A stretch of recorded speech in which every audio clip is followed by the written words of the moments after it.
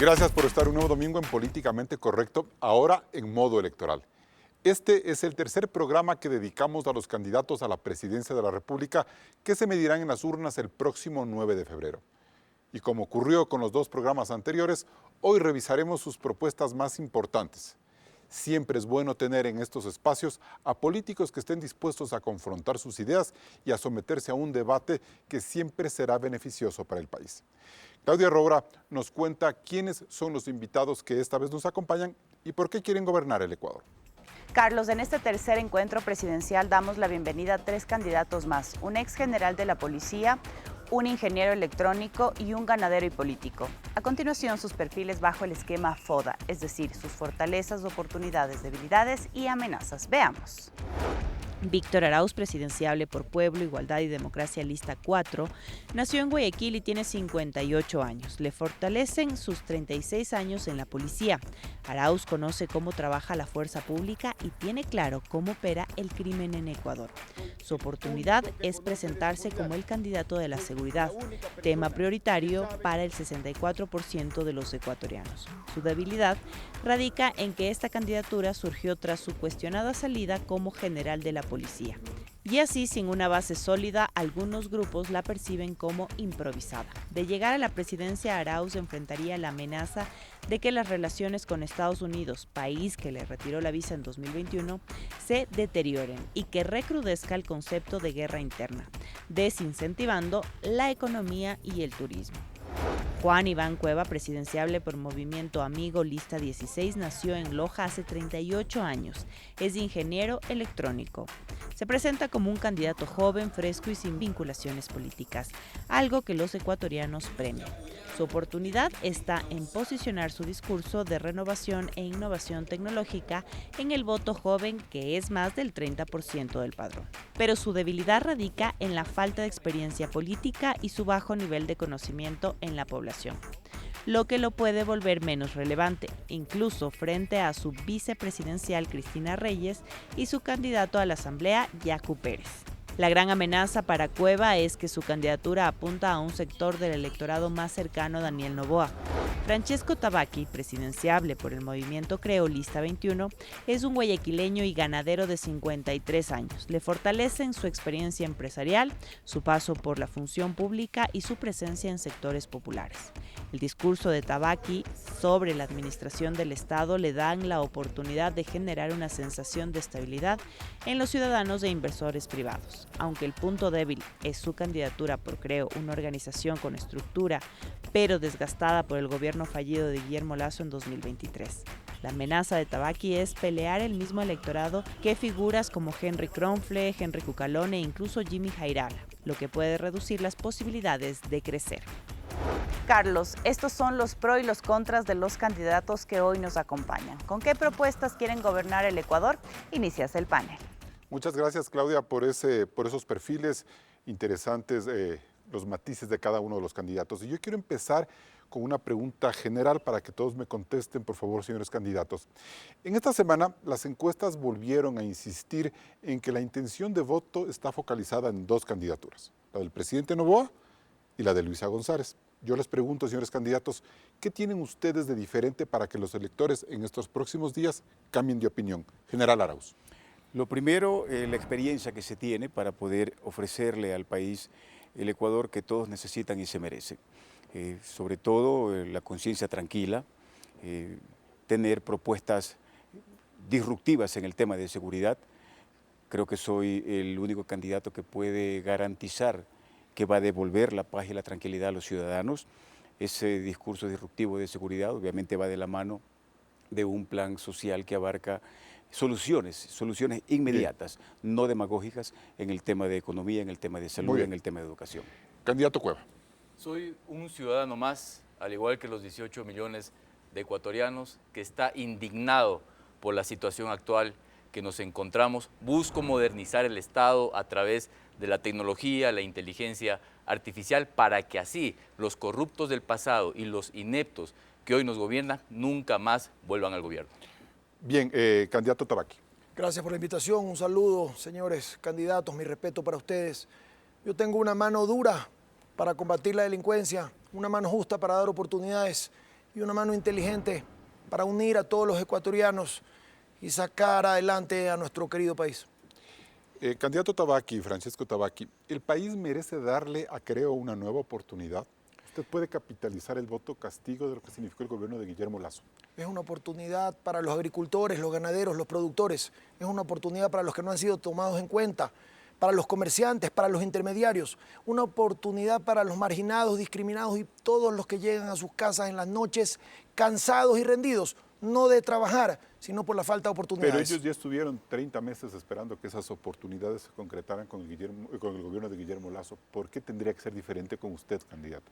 Primero, no han estado 30 meses, tenemos una vida todos esperando y no han habido los cambios. Básicamente habló del gobierno de Lasso, del que usted fue parte. Mire, con todo respeto, yo no le puedo hablar de algo que no conozco. Yo solamente le puedo hablar del futuro y de lo que yo sé hacer, de generar oportunidades, trabajo y una vida digna para todos. Su paso por la gobernación del Guayas en la presidencia de Guillermo Lasso marcó una diferencia como para que usted diga, yo no puedo hablar ni responder por lo que se pudo haber hecho en ese gobierno. Cuando fui gobernador del Guayas, el día que me senté sabía exactamente lo que no tenía que hacer y eran más discursos de odio entre los ecuatorianos. ¿Sabe qué logré? Que la policía pasara de 8.000 a 14.000 agentes. ¿Sabe por qué? Porque hicimos un mutualismo. Yo le dije a los 25 alcaldes, la provincia que más alcaldes tiene, yo los voy a traer y ustedes les van a dar un hospedaje digno y cómodo para combatir juntos contra la delincuencia. Y hoy en día esta pelea, esta dura pelea contra la delincuencia se hace gracias a esos policías y a esos 20 millones de armas, de municiones que se trajeron, a los carros, a los vehículos Cobra y a todo lo que ha ayudado a este gobierno a El gobierno medio de Noboa pelear. no ha sabido reconocer lo que se dejó sembrado, lo que se gestionó en el gobierno pasado. Sí, pero no importa. Pero bueno, Porque no es ni del gobierno pasado ni pero de hay un este, es de la problema gente. Pero hay un problema de transparencia intelectual en ese sentido, ¿no es cierto? Uno tiene que reconocer lo que hereda en lo bueno y en lo malo. Estoy mirando para adelante, Carlos. Estoy mirando Bien. cómo sacar el país adelante, no el pasado. General Arauz, una candidatura de revancha, esa podríamos concluir que es la suya, es decir, con ello usted lograría, buscando la presidencia, esta candidatura, usted lograría tratar de despejar todo el relato que se formó alrededor de su salida de la policía, matizada por los aspectos legales con los que usted quiso regresar como general y luego pues por el lamentable hecho del retiro de la En visa lo de la absoluto, embajada, Carlos, de la en embajada lo de Estados absoluto. Unidos. Y discrepo un poco, también respetuosamente, sobre el perfil que ustedes anunciaron ahí, indicando de que eso sería una debilidad o una amenaza. Ya. Hablaban sobre ese tema. Al contrario, fue una fortaleza, pues, Carlos. Eso es lo que me ¿Qué puso. cosa es una fortaleza? Que luego de las acusaciones y de la injusticia que se cometió conmigo, Ya. toda la ciudadanía conoce que yo fui víctima de una conspiración, Ya. de un gobierno corrupto, ¿sí? De una fiscalía corrupta, de una excomandante general corrupta. Aquí estoy, Carlos, no he sido investigado, ¿sí?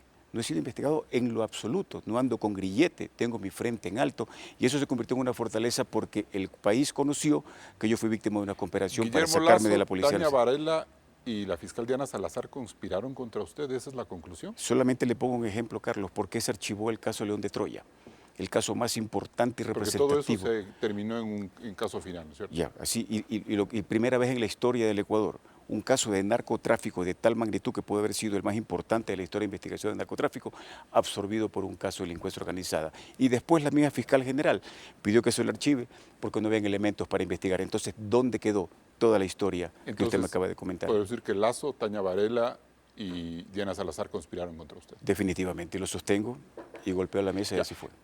Con respecto al reportaje, lo que nosotros decíamos es que si usted llegara a la presidencia, es una amenaza el hecho de que tenga usted que recomponer o mantener unas relaciones con Estados Unidos, un país que le retiró la visa. A eso me refería. Carlos, independientemente de lo que la gente piense de usted. Mis general. relaciones con el gobierno americano son extraordinarias, Carlos. Yo soy el oficial más condecorado de la historia de la policía, 10 condecoraciones internacionales, 4 de ellas otorgadas por el gobierno americano, Carlos. Luego de eso le retiraron 4 la visa. ya, pero me retiró la visa fue un embajador corrupto, no el gobierno americano. Yo no tengo ninguna alerta en Norteamérica, ninguna alerta. Y permítame terminar la idea. Fitzpatrick salió por la puerta de atrás y está siendo investigado por las denuncias que Víctor Arauz presentó. Bien. Juan Iván Cueva, el país apostó por un líder joven que puede reelegirse. Me refiero a Daniel Noboa. Su estrategia en ese sentido no parece ser disruptiva, me refiero a la suya. Es decir, compartir el mismo nicho de un candidato que tiene juventud y que tiene una visión medio disruptiva de la Sí, sociedad. nada destructivo, estimado Disruptivo. Carlos. Hablo de Nova. Mira, Carlos, yo tengo muchísima experiencia a nivel privado y también a nivel público. Yo he vivido fuera y dentro del país. Viví 7 años en Buenos Aires, 2 años en Montevideo, donde participé como asesor técnico del expresidente Pepe Mujica en el año 2013, 2014 y parte del 2015 hasta la transición con Tabaré Vázquez. Tengo conocimiento de la cosa pública, he trabajado también en el gobierno de Moreno como asesor técnico de la gerencia general, fui subsecretario también inclusive de este gobierno, pero conozco también la parte privada porque soy un emprendedor de corazón, estimado Carlos, que aunque soy ingeniero en electrónica y telecomunicaciones, tengo una fábrica de cerveza artesanal. Yo no nací en una cuna de oro, todo lo que lo he hecho, lo que lo he logrado ha sido con mi propio esfuerzo. Una pregunta que se me escapa, anecdótica.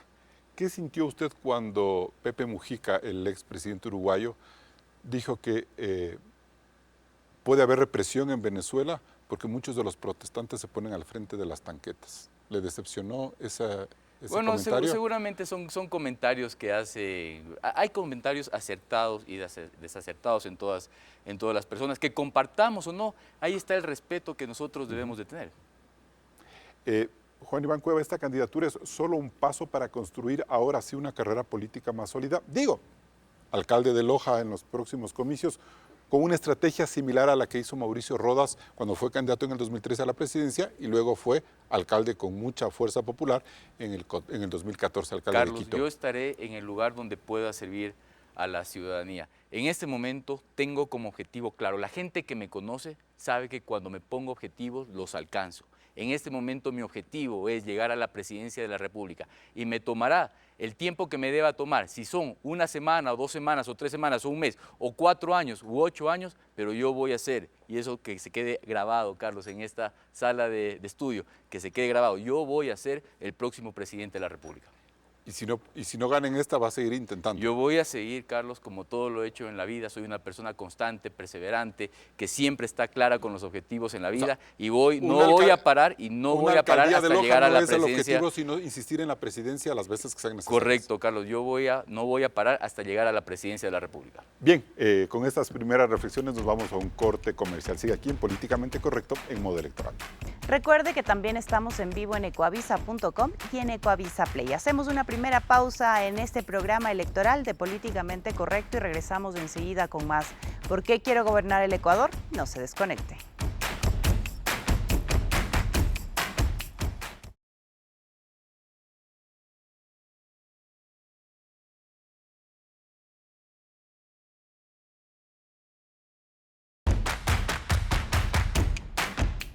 ¿Qué proponen los candidatos para enfrentar la inseguridad y mejorar la política migratoria? Revisemos.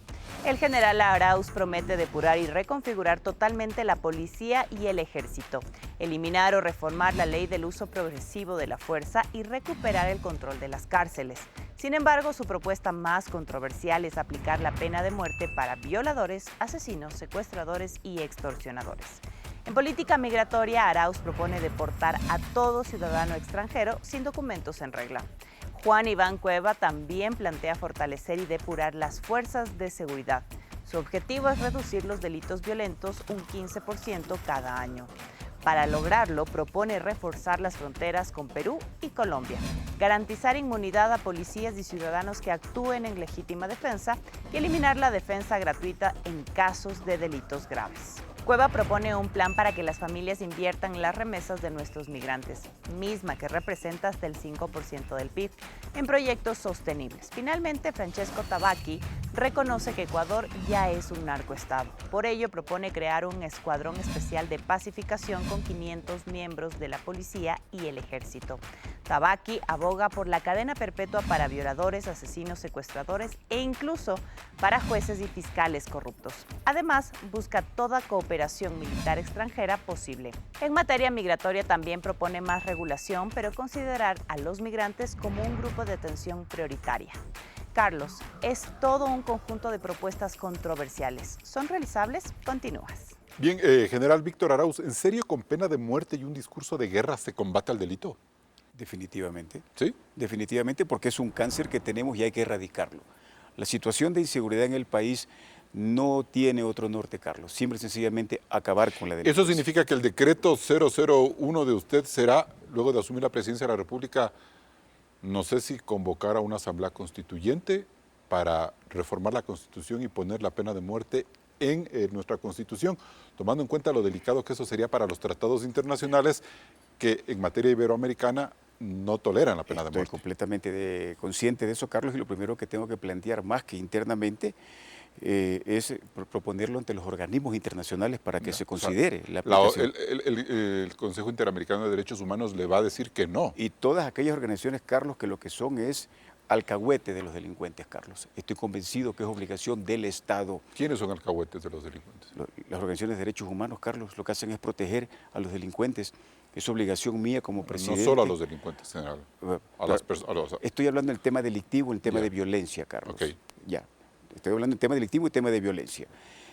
Yo conozco, Carlos, 36 años en la institución policial me dan a mí esa solvencia profesional para saber qué es lo que tengo que hacer. Perfecto. Hagamos una pausa ahí porque tengo otra pregunta más, pero quisiera, no sé si Francesco Tabaqui o Juan Iván Cueva, un poco comentar. O sea, ¿creen que es necesario, como plantea el candidato Arauz, que en este momento, en el grave momento que el país, haya que darle la vuelta incluso a los tratados internacionales y a la vinculación de Ecuador en la comunidad internacional para llegar a un tema tan delicado como la pena de muerte, por ejemplo? Mira, Carlos, yo tengo una frase que siempre decía mi viejo: hay que arar con los bueyes que hay. En este momento ya tenemos una constitución ya hecha, que está en ejecución, tenemos tratados internacionales a nivel regional, inclusive mundial, que debemos de respetarlos. El pacto social que se firmó hace muchísimos años trata justamente de eso, de esa convivencia entre la sociedad. O sea, ¿no estaría de acuerdo usted en eso? No, yo no estaría de acuerdo. General Arauz, ¿una réplica a eso? ¿A la posición de Bueno, Juan Iván? respeto la posición aquí del candidato Cueva, pero insisto, es un cáncer y eso no se trata con paracetamol, Carlos. Sino con definitivamente. con decisiones y más... Con decisiones, sí, y con carácter. ¿Cuánto tiempo cree que le va a tomar a usted hacer toda esta reingeniería de cooperación internacional, de vinculación a la comunidad internacional, de leyes para poder implementar este tema? Indiscutiblemente que va a tomar algún tiempo, porque como usted lo dijo, va a haber negativa por parte de los organismos internacionales, pero dentro del tema de mi planteamiento de seguridad, lo más importante, Carlos, es que el Estado tiene la obligación de precautelar la vida del ciudadano de bien, más no la del delincuente, incluso por encima de la vida del delincuente. Francisco Tabaqui, ¿alguna reflexión con respecto al tema de la pena de muerte? Sí. Usted habla en cambio de cadena perpetua, que también le tocaría hacer más o menos lo mismo, la misma gestión. Se lo explico si gusta. Yo comparto, Víctor, tu frustración e indignación al mismo tiempo. Yo fui gobernador del Guayas. Durante casi un año llevamos 12.000 delincuentes a la calle y más de la mitad fueron puestos en libertad por los jueces y fiscales corruptos a seguir asesinando y matando. Y hay ciertos delincuentes, hay ciertos asesinos que no tienen forma de regresar. Alguien que va y mata 5 o 6 veces a cambio de dinero a alguien no va a ser una buena persona. ¿Qué hay que hacer con ellos, Francesco? Cadena perpetua. Yo te propongo... No muerte, cadena perpetua. Cadena perpetua, cadena perpetua. Yo te propongo bajarle una rayita y poner cadena perpetua a los asesinos, violadores, a los vacunadores. Y vamos metiendo a los jueces y fiscales corruptos en la misma celda con los asesinos y con los violadores. Porque al final del día esos son. ¿Cómo se lleva a cabo mi propuesta? Va a la Asamblea, también es la ley 001, y la Asamblea tiene que aceptarlo. Pero habría que reformar la Constitución, No. porque la Constitución prohíbe la cadena perpetua. Si es que la Asamblea la reforma, no. O sea, primero habría que reformar la Constitución. No necesariamente. Revíselo bien. Revíselo bien. La cadena Constitución perpetua no sí. permite cadena perpetua y, peor, pena de muerte. Cadena perpetua no. Tiene usted que ponerla, aunque sea 80,5 79 años. años. Exactamente. Bueno, ok. Mire, paralelo a esto, nuevamente comparto tu indignación y tu frustración, pero estoy seguro que tenemos que tener la mano dura. La gente quiere bala, pero también tenemos que dar oportunidades y ahí es donde viene la mano justa. En el siguiente bloque vamos a hablar de las oportunidades y yo quiero hacer una pregunta ahí, Francesco. ¿Escuadrones especiales contra el delito al estilo de Febres Cordero, los escuadrones de la muerte de los años 80? No, es un escuadrón de la pacificación integrada por los mejores 2.000 elementos de las Fuerzas Armadas y Policía Nacional. Pero con bala, como usted dice. Entrenados por países con quienes tenemos tratados de cooperación, ahí sí entra Estados Unidos, ahora El Salvador y las Naciones Unidas, por supuesto, para que nunca más muera un inocente, para que nunca más caiga un inocente. El Salvador nos va a asesorar, Francisco. Él nos va a asesorar y nos van a ayudar a elegir a la gente. ¿Por qué, Carlos? Porque tenemos que tener la gente seleccionada, escogida. No podemos tener 120,000 uniformados haciendo un trabajo preventivo por todo el Ecuador. Tenemos que tener 2,000 elementos que entren ciudad por ciudad, Francisco, cantón por todo cantón. este empoderamiento que han recibido los militares, el hecho de que han salido muchas veces a liquidar a los delincuentes, el apoyo judicial, incluso el discurso político ya lo está haciendo Daniel Noboa. ¿Cuál es la diferencia de su propuesta frente a la posición que en teoría Daniel Noboa tiene ya mano dura? Mire, le voy a hacer, sí, pero tiene que ser una mano dura contra los delincuentes, no contra los inocentes. Y le voy a hacer una narrativa, una comparación. Brevemente, Cuando sí. usted quiere mandar a la selección de fútbol del Ecuador, a los mejores elementos, al 11 titular, usted no manda a los 50,000 futbolistas que tenemos aquí en el Ecuador. Igualito es en la seguridad. Usted no puede mandar a toda la Fuerza Armada y a toda la Policía Nacional a cubrir todo el territorio nacional. Tiene que haber un equipo especializado, seleccionado, preparado. Con inteligencia. Por supuesto. Juan Iván Cueva, ¿así se puede reducir el 15% de los delitos como usted plantea? Es decir, ¿qué de novedad pueden tener ustedes como candidatos cuando ya vemos que muchas de estas propuestas ya las tiene el gobierno de Noboa? Carlos, el uso de la tecnología, de inteligencia artificial. Nosotros vamos a crear una agencia de inteligencia, no de espionaje, como lo es el IES, que sirve para vender. ¿Qué nos garantiza que no será de espionaje a su favor para protegerse y blindarse políticamente? Carlos, esto es un tema de cascada. Cuando alguien da el ejemplo, automáticamente el efecto va hacia el resto de los mandos. Con esta agencia de inteligencia, con una inversión de 660 millones de dólares en sistemas de videovigilancia, con inteligencia artificial, con reconocimiento facial, con lector de placas, con predicción de comportamientos, vamos a poder encontrar a los delincuentes hasta debajo de las piedras. ¿Eso es mejor que la mano dura? Hay que fortalecer a la fuerza pública, policías y militares, que no se caiga nuevamente el proceso de contratación de chalecos 5 veces. Hay que ser eficientes en el Estado. Esto funciona mejor que la mano dura. Pero verás, Carlos, permíteme terminar la idea. No solamente es la fuerza por la fuerza. Hay otra frase que decía mi viejo: la calentura no está en las sábanas, sino en la fiebre del enfermo. El problema de la seguridad en el Ecuador radica que el tejido social, la familia, que es el núcleo principal de la sociedad, está totalmente destruida. Y esto se debe a la falta de oportunidades, a la falta de trabajo, a la falta de prosperidad. Por eso, muchos cabezas de familia, muchos jóvenes, en la desesperación, Carlos, de llevar el pan hacia su casa, toman decisiones que no son las adecuadas y son cooptados por el crimen organizado. ¿La inteligencia artificial, la tecnología, pueden reemplazar la mano dura? Yo trato de escuchar a todos y de coger lo bueno de todos. Es una buena herramienta, pero no hay que reemplazar una cosa con la otra. Yo adicionalmente quiero decirles que si vamos a una guerra tenemos que ir no solo con los mejores elementos, sino que nuestros mejores elementos tienen que estar a la altura. Entonces, si vamos a invertir en algo, disculpen la crudeza, nuestras fuerzas élite, nuestras Fuerzas Armadas, nuestra Policía Nacional, tienen que estar bien armados. Están muy bien las cámaras de reconocimiento y toda la tecnología, pero también que tengan esas armas que disparan 85 tiros por segundo para que por lo menos estemos al igual que los delincuentes. Víctor Arauz, para ir cerrando, usted acusó a Noboa en redes sociales, y lo hizo con términos bastante duros, sobre los excesos que habría cometido, en teoría, la patrulla militar que retuvo a estos 4 menores de edad y que luego pues, ellos murieron tentativamente y según las hipótesis en manos de delincuentes. ¿Y si a su gobierno se le va la mano? Con una posición muy similar y quizás hasta más dura de la que usted nos ha planteado este día. Primero un eco, sí, definitivamente, haciendo eco aquí rapidito, el tema de la delincuencia común y cómo tratarla con una acción social, Carlos. Estoy completamente... Eso vamos a hablar en el siguiente bloque. Perfecto. Vamos en esta parte, sí. ¿Qué fue lo que pasó ahí? Una falta de transparencia del gobierno, simple y sencillamente, cosa que si Víctor Arauz hubiera sido presidente, hubiera dicho las cosas claras. Hay un video.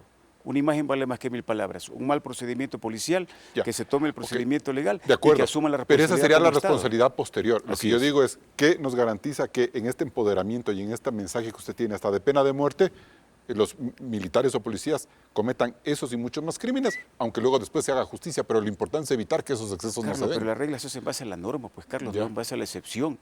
Y la norma dice, ¿no es cierto?, que los policías y Fuerzas Armadas deben garantizar la seguridad y la vida de los ecuatorianos. ¿Que puede haber excesos? Podría haber excesos que serán transparentemente investigados, Carlos, y que jamás voy a inventarme una mentira y meterme yo en una propia telaraña por Bien. tapar la incapacidad y la falta de experiencia como pasó con el señor Noboa. Nos vamos a un siguiente corte comercial. Seguimos aquí en Políticamente Correcto en modo electoral. Recuerde que esta noche se desarrollará el debate presidencial de este proceso electoral. Lo puede seguir a través de la pantalla de Ecuavisa, en ecuavisa.com y en Ecuavisa Play. Hacemos una nueva pausa y regresamos de enseguida con más de Políticamente Correcto electoral.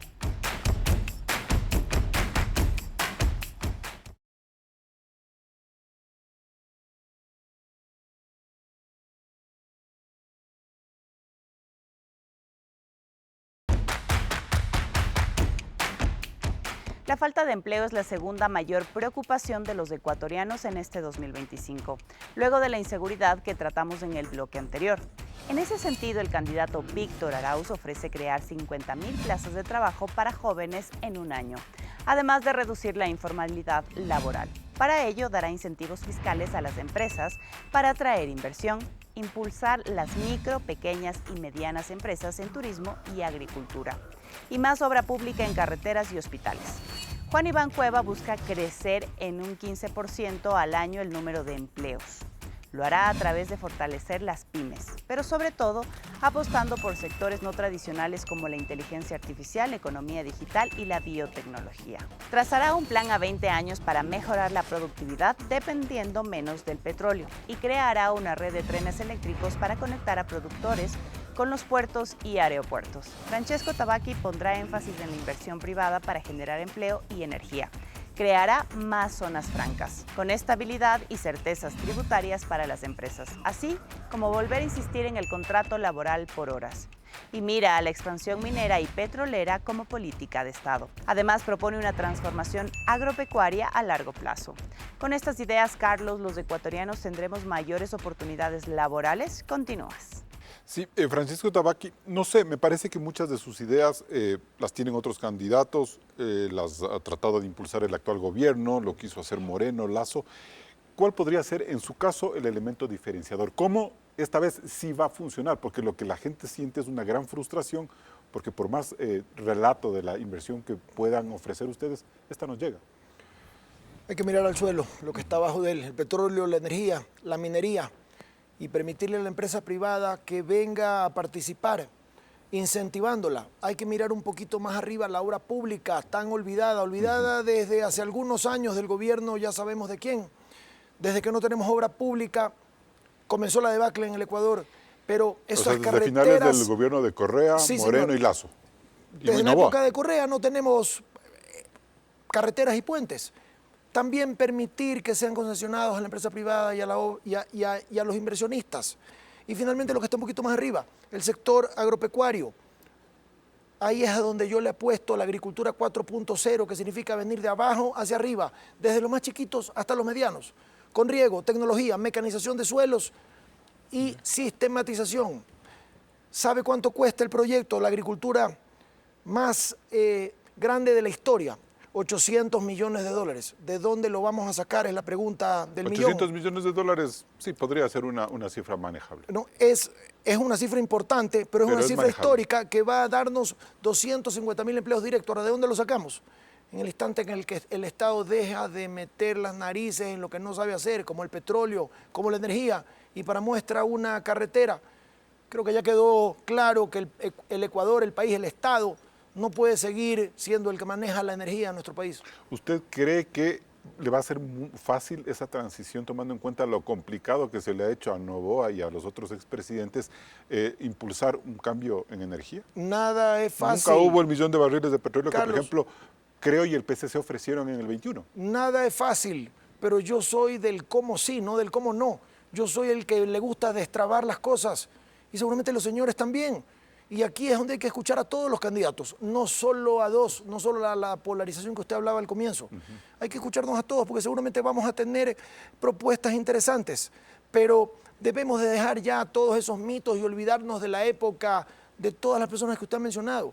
Estamos en un nuevo Ecuador, un Ecuador moderno, no el nuevo Ecuador del que nos hablan, que se ha convertido en el nuevo peor Ecuador, sino en el Ecuador de todos los ecuatorianos. Bien, Juan Iván Cueva, ¿la tecnología es para desregular toda la legislación alrededor del empleo o para crear industrias de actividades tecnológicas? Eso no lo entendí muy bien. ¿Para qué sirve la tecnología en su plan? Sirve para el moderno Ecuador, que lo acaba de mencionar Francesco, donde tengamos las oportunidades de crear herramientas, plataformas, software. Yo soy un fiel creador de plataformas de software y tengo muchísimas aplicaciones creadas, que eso sirve para poder dinamizar la economía Ecuador a nivel no es un país nacional que se ha desarrollado en ese punto, como lo ha hecho, por ejemplo, Costa Rica, como sí lo ha hecho Costa Rica. Pero sí tenemos grandes elementos, como estudiantes, profesionales. ¿Cuál es su plan ahí? ¿Cuál es su plan? Mi plan es modernizar el Estado a través de la tecnología para que podamos acceder a los servicios, utilizando la tecnología, acercar los servicios hacia la ciudadanía. Y para poder reactivar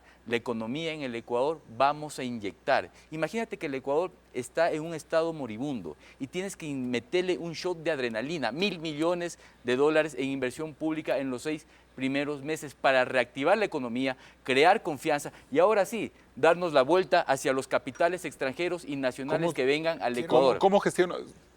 Quiero decirle algo. La propuesta de Juan es interesante porque es un modelo y es una tecnología que se la puede llevar a la producción, a los sectores productivos, a la agricultura.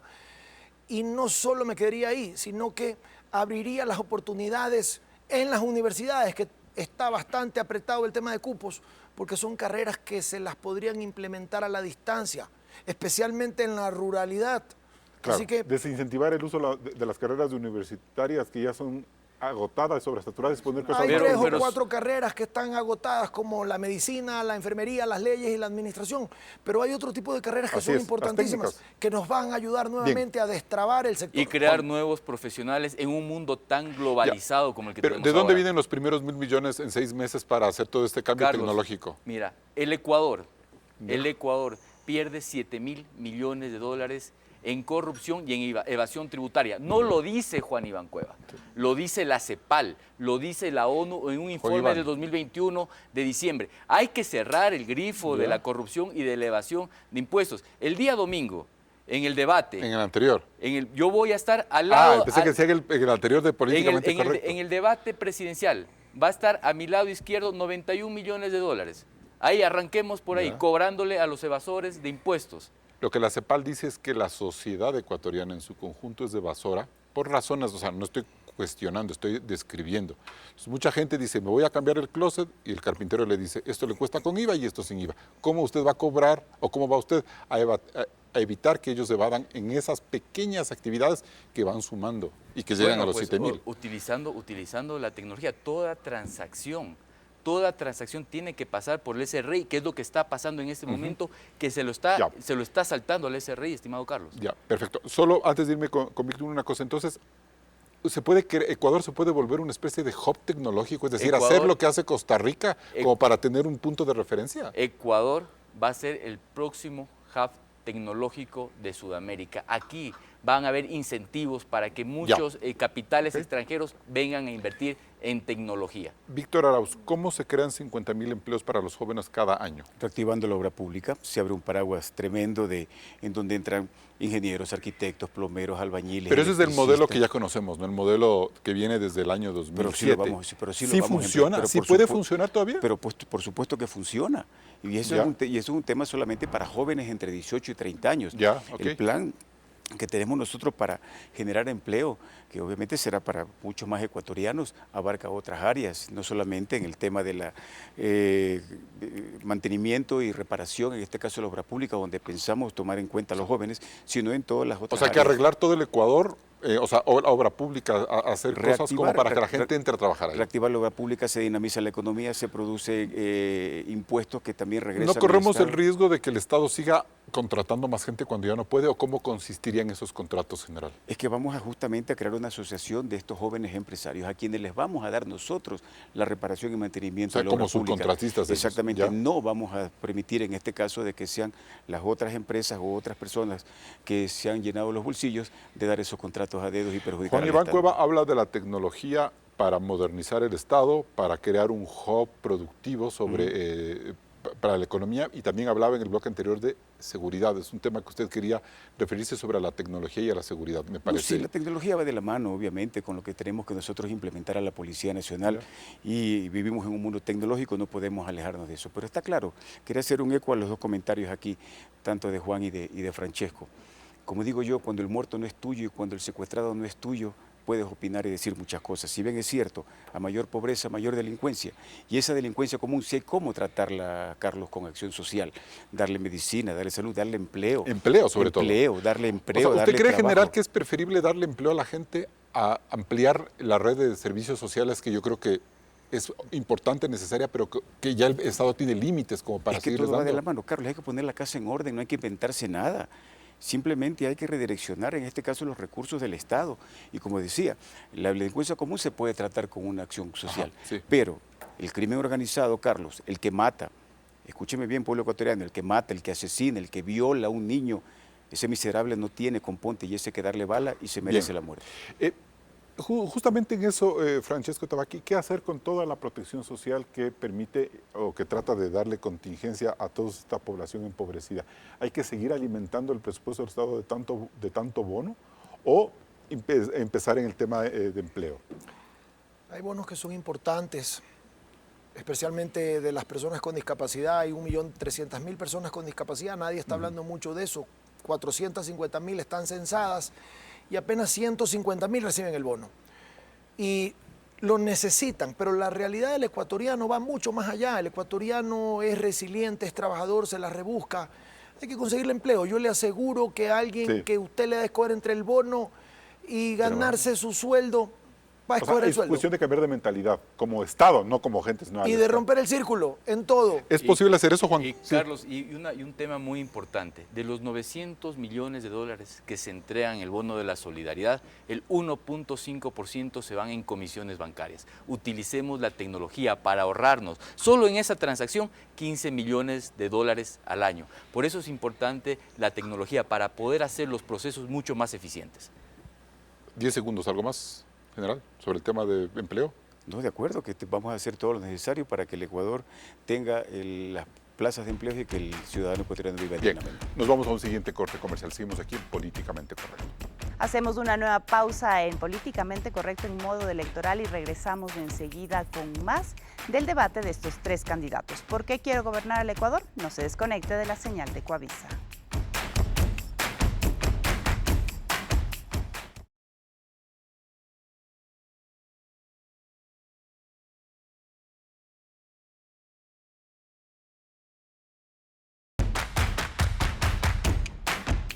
Damos paso al segmento Candidatos contra las redes. A partir de este momento, cada presidenciable tendrá 40 segundos para responder a preguntas o dudas ciudadanas que hemos recogido de las redes sociales.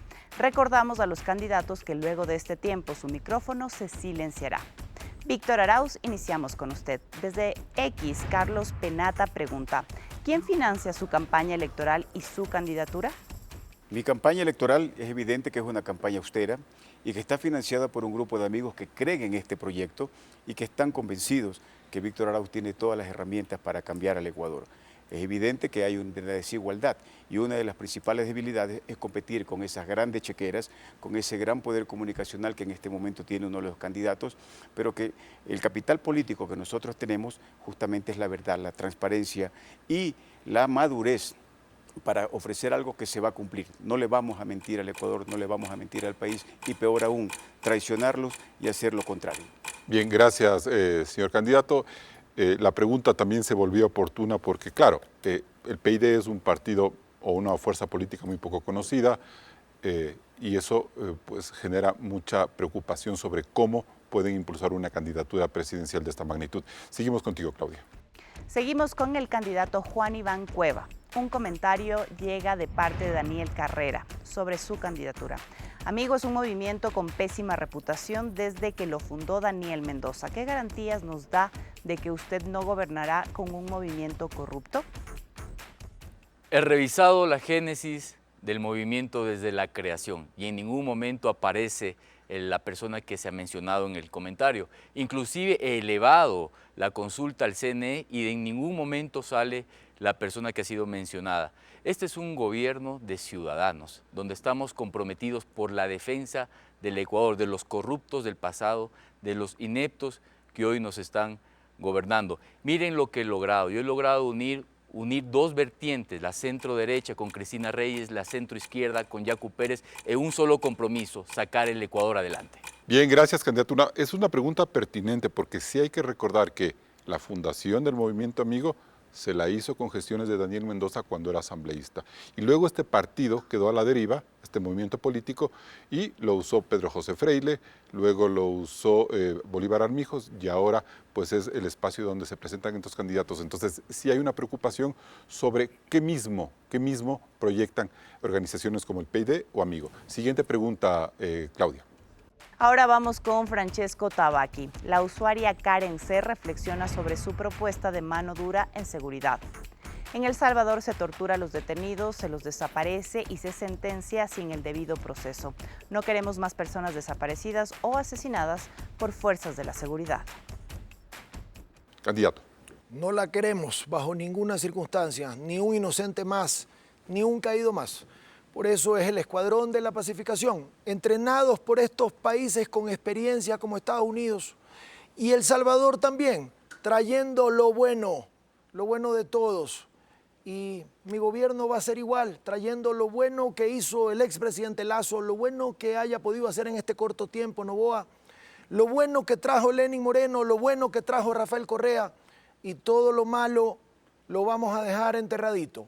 Y lo vamos a hacer juntos, con una mano dura, una mano justa y una mano inteligente.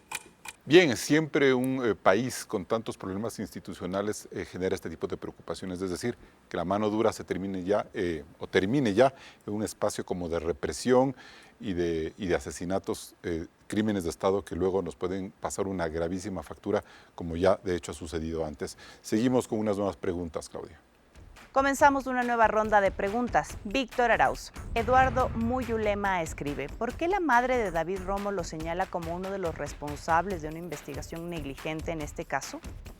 Jamás voy a discutir y voy a confrontar con la señora Alexandra Córdoba, y lo he dicho públicamente, me solidarizo el dolor que ha pasado. Pero le recuerdo en este caso, que en esa es la pregunta, que quien dirigió la investigación fue Fiscalía, no Víctor Arauz. Se presentaron todos los elementos en su momento para que Fiscalía haya avalizado y haya empezado un juicio contra detenidos, con testimonios anticipados, con evidencia, con reconstrucción de los hechos, y que fue Fiscalía quien enfrentó en este caso investigativo, que lamentablemente tiene en este caso un criterio completamente diferente por parte de la señora Córdoba. Bien, sí, es un caso lamentable, lleva más de una década en investigaciones y la señora Córdoba, madre del chico Romo, pues ha sido muy crítica con el accionar de la policía, en donde en ese momento participaba pues Víctor Arauz como uno de sus principales dirigentes. Seguimos con una nueva pregunta, por favor. Candidato Cueva, Max González hace una crítica a una de las propuestas de su compañera de fórmula, Cristina Reyes. Dice, prometió bajar el IVA, hacer mucha inversión y que los nuevos préstamos no sean utilizados para pagar deuda antigua. Entonces, ¿cómo pagará la deuda? ¿De dónde sacará más dinero para inversión? Excelente pregunta. Cristina y el Plan de Defensa del Ecuador ha manifestado que vamos a bajar el IVA al 12% porque es el punto de equilibrio. El punto de equilibrio según la curva de la FED. La curva de la FED te muestra cuánto es la capacidad que tú tienes para poder poner impuestos y cuánto es la capacidad recaudatoria. El punto de equilibrio en el IVA es el 12% y vamos a incentivar ciertos sectores como la agricultura, como el turismo, para que tengan un impuesto del 10%. Queremos devolverle la capacidad adquisitiva al bolsillo de los ecuatorianos. Siempre la política tributaria es una camisa de fuerza para los presidentes cuando están en sus funciones y que muchas veces desdice de lo que prometen en campaña. Vamos con la última pregunta.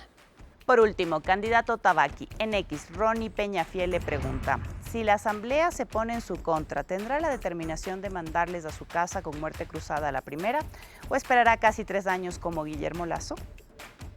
El primer día se van a su casa. Si es que algún candidato piensa basar su plan de trabajo en hacer una constituyente o cambiar la Constitución, lo puedo entender. pero no le podemos pedir al país que espere 3 o 4 meses para armar la constituyente, otros 6 meses más para cambiar las leyes y tal vez 1 año y medio, 2 años para que el país empiece a trabajar de acuerdo a la Constitución. Lo más importante de todo no es tener una buena Constitución, sino que el presidente de la República la respete. Bien, Francisco Tabaqui, si Lazo tomaba la decisión de mandarles a la casa desde el principio, ¿otra sería la realidad del país? Dígalo sinceramente. Es una respuesta que no la tengo y no puedo hablar Muchas por él, veces usted ha hablado con él. Desde pero su si punto de usted vista. me ha preguntado qué haría yo y yo le he contestado, me ha primera. preguntado en X y le he dicho a la primera. A la primera se van a la casa. A la primera. A la primera se van a la casa A la los primera. asambleístas. ¿Ya? Y ¿eso implica que también debe haber una reforma política o no está en sus planes una gran reforma política, candidato? Primero hay que trabajar con lo que tenemos. Hay que ir a aspirar y a esperar que la asamblea, la nueva asamblea, llegue madura, llegue con madurez. Aspiro y espero que la madurez de mis asambleístas los contagie. Espero contar con los asambleístas de los candidatos aquí presentes si es que yo salgo favorecido con la gracia de Dios y del pueblo de ser presidente de la República. Pero si los asambleístas no quieren hacer la voluntad del pueblo, tienen que irse a su casa. Juan Iván Cueva, ¿quién será su grupo de trabajo más allá de Cristina Reyes y de Yacu Pérez? Mira, brevemente. en un desayuno que invitado a la prensa el día lunes, justamente presenté ya a mi asesor en temas de seguridad, y lo digo públicamente, se llama José Luis Cherres, una persona que ha estado siempre capacitada y asesorando a diversos países, ha pertenecido como jefe de seguridad de Donald Trump, inclusive asesora a gobiernos como por ejemplo el gobierno de El Salvador. Él ya está en mi equipo. Ahora, el partido amigo, el movimiento amigo, ¿tendrá una cuota de poder? ¿Usted siente que hay de dónde sacar ministros, subsecretarios, o será una cosa más ciudadana? Brevemente, por favor. Carlos, mira, el movimiento amigo es un proyecto político. Somos el único movimiento político que tuvo primarias en todas las provincias. Somos uno de los 5 movimientos que tiene candidatos a la Asamblea en todas las provincias. Así que tenemos estructura, Carlos. No es algo improvisado. Si lo que menos yo tengo en mi arsenal de herramientas es improvisaciones. Perfecto. Víctor Arauz, si usted llega a la presidencia de la República y está en minoría, ¿hará pactos de gobernabilidad con quién? ¿Con el correísmo o con el novoísmo? ¿Con quién? Con este último grupo usted ha sido muy duro. No he analizado esa posibilidad, Carlos. Estoy convencido, como creo que la mayoría aquí de los candidatos, que estaremos por lo menos en segunda vuelta. Y mi visión es cambiar al Ecuador. Esa es la visión que yo tengo. Con el correísmo y con el novoísmo si es necesario. Déjeme llegar, Carlos, y veamos. Y todas las personas que quieran unirse a esta propuesta de tener el mejor Ecuador que todos nos merecemos, están bienvenidos. Entramos ya en la etapa de conclusiones. Por favor, señores candidatos, 30 segundos nomás para su mensaje final. Candidato Juan Iván Cueva, ¿por qué quiere gobernar el Ecuador? Esto es un proyecto de ciudadanos. Nosotros estamos lejos del odio, de la polarización, el resentimiento, la persecución.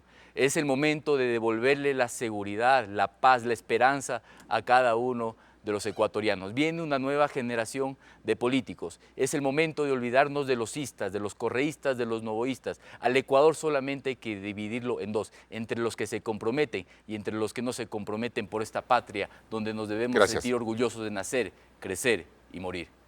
Candidato Víctor Arauz, ¿por qué quiere gobernar el Ecuador? Voy a marcar un antes y un después en la vida política del país. Vamos a cambiar definitivamente la historia. Un camino seguro, un mejor Ecuador. Voy a devolver esa paz que se merecen todos los ecuatorianos. Sin seguridad no hay nada, estoy convencido.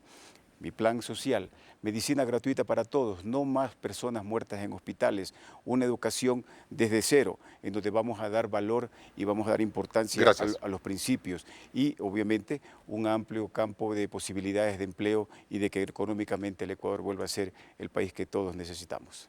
Candidato Francisco Tabaqui, ¿por qué quiere gobernar el Ecuador? Bueno, gracias por la invitación y gracias a los candidatos. Creo que nos hemos portado a la altura, no pensamos en muchas cosas igual, sin embargo, respetamos nuestros criterios. Tenemos 3 opciones. Seguimos como estamos, volvemos a como estábamos antes o miramos para adelante ese futuro, ese Ecuador prometedor para todos, a donde juntos podemos tener el país que nos merecemos, con una mano dura, una mano justa y una mano inteligente. Y bien, quiero agradecer la frontalidad, el espíritu democrático, la apertura y la capacidad de diálogo que en este programa han demostrado los candidatos Arauz, Cueva y Tabaqui en su afán por llegar al cargo más importante que cualquier ciudadano puede aspirar en el Ecuador. Y qué mejor que demostrar ese anhelo en foros como este, donde se puede confrontar y profundizar con ideas. Hasta el próximo programa. Con estas reflexiones cerramos este debate de políticamente correcto en modo electoral. El próximo domingo estarán en nuestros estudios los candidatos Leonidas Issa, Henry Kronfle, Pedro Granja y Luis Felipe Tillería. Recuerde que puede escucharnos también en Spotify en la lista de reproducción. Nos volvemos a encontrar el siguiente domingo. Manténgase con la señal de Ecuavisa.